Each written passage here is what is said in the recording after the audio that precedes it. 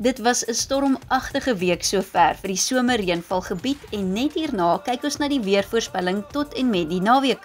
Goeiedag, ek is Lenet van Skalkwyk met jou midweek weervoorspelling. Die weer word met trots aan jou gebring deur Laveld Agrochem. Saam boer ons vooruit. 'n Hoogdrukstelsel wat inrig oor die oostelike dele van die land sorg vir bewolkte en reënerige toestande oor die oostelike dele van Mpumalanga as ook in KwaZulu-Natal. Woensdagmiddag word enkele donderstorms weer oor die oostelike dele van Noordwes, Gauteng as ook die westelike Bosveld verwag, terwyl dit warm en droog sal wees in die weste. Ons voorspel hoë oggendtemperature vir die westelike dele van die land vroeg donderdagoggend. Dit sal bewolk wees aanvanklik oor Gauteng op donderdagoggend, terwyl daar nog steeds bietjie ligte reën teen die plateaurand kan voorkom. Enkele donderstorms sal verder wes voorkom as Woensdag.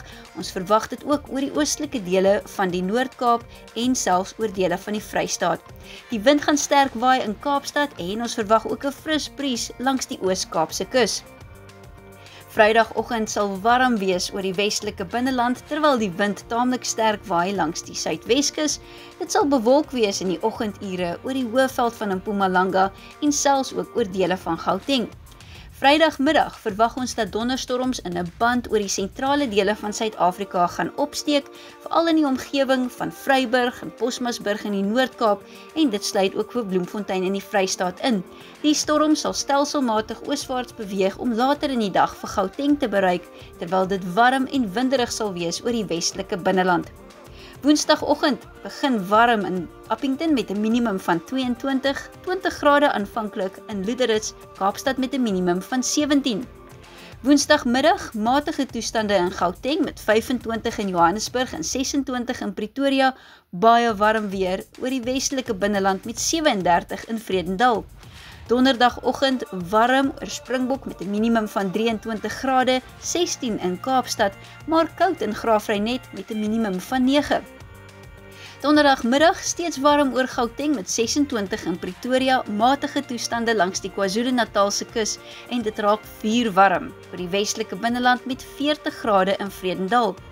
Vrydagoggend met minimum temperature van 24 in Keetmanshoop en Appington, 17 in Kaapstad en 13 grade in Johannesburg.